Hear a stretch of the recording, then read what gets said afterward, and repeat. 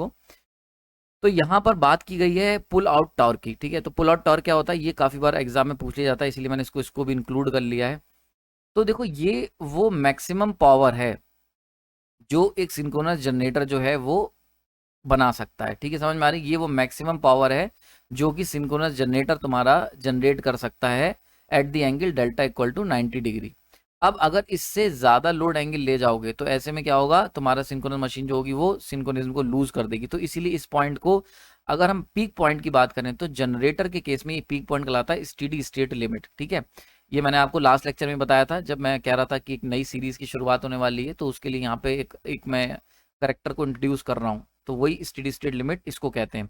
तो वो लिमिट जिसमें स्टेडी स्टेट ऑपरेशन अपने मैक्सिमम लेवल पे होगा, उसको अगर जरा सा भी आगे पुश करा गया उस लिमिट को, तो तुरंत ही तुम्हारा जो जनरेटर है वो सिंक्रोनिज्म लूज कर देगा।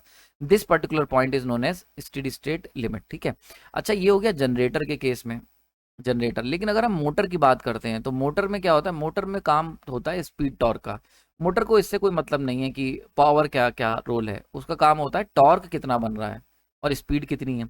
तो अगर सिंक्रोनस मोटर की बात करें तो स्पीड तो हमेशा फिक्स होती है, स्पीड हमेशा फिक्स होगी, कितनी होगी, एनएस होगी। अब बात रहती है टॉर्क की। तो मोटर में क्या होता है, जैसे जैसे लोड एंगल बढ़ाते चले जाओगे, ठीक है, वैसे वैसे क्या होगा, टॉर्क की वैल्यू बढ़ती चली जाएगी, ठीक।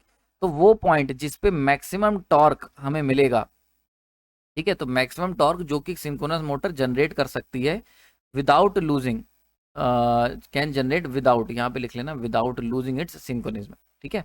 ये विदाउट आउट रह गया था लिखना, तो विदाउट लूजिंग इट्स सिंक्रोनिज्म। तो अगर बिना सिंक्रोनिज्म लूज किए मैक्सिमम टॉर्क जो कि मोटर बना सकती है, ठीक, वो पॉइंट जो होता है उसको हम कहते हैं पुल आउट टॉर्क। क्लियर हो गया यहाँ पे। तो बिना सिंक्रोनिज्म लूज किए कहाँ तक मोटर टॉर्क बना सकती है, तो at the level of 90 degree minus में, तो डेल्टा इक्वल टू 90 डिग्री जो है मोटर के अंदर, इस पे मैक्सिमम टॉर्क हमें मिलेगा।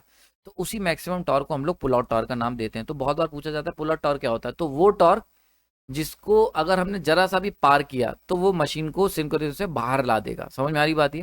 तो पुल आउट टॉर्क वही होता है मैक्सिमम टॉर्क जो कि हम सिंक्रोनस मशीन पे अप्लाई कर सकते हैं विदाउट लूजिंग सिंक्रोनिज्म, और अगर इससे जरा सा हमने पार करा, पुल आउट टॉर्क को एक्सीड करा हमने, तो अगर हमने मान लेते हैं हम सिंक्रोनस मोटर से एक आटा, मतलब चक्की में गेहूं पीस रहे हैं, और अगर हमने क्या करा, उसमें 3 किलो की जगह 3 किलो अगर उसका पुल आउट टॉर्क है, और हमने क्या करा 3.25 किलो आटा डाल दी, गेहूं डाल दिया, तो ऐसे केस में क्या होगा, हमने उसके पुल आउट टॉर्क को एक्सीड कर दिया है, और सिंक्रोनस मोटर जो होगी वो तुरंत आउट ऑफ सिंक्रोनिज्म चली जाएगी, ठीक है, वो बंद हो जाएगी।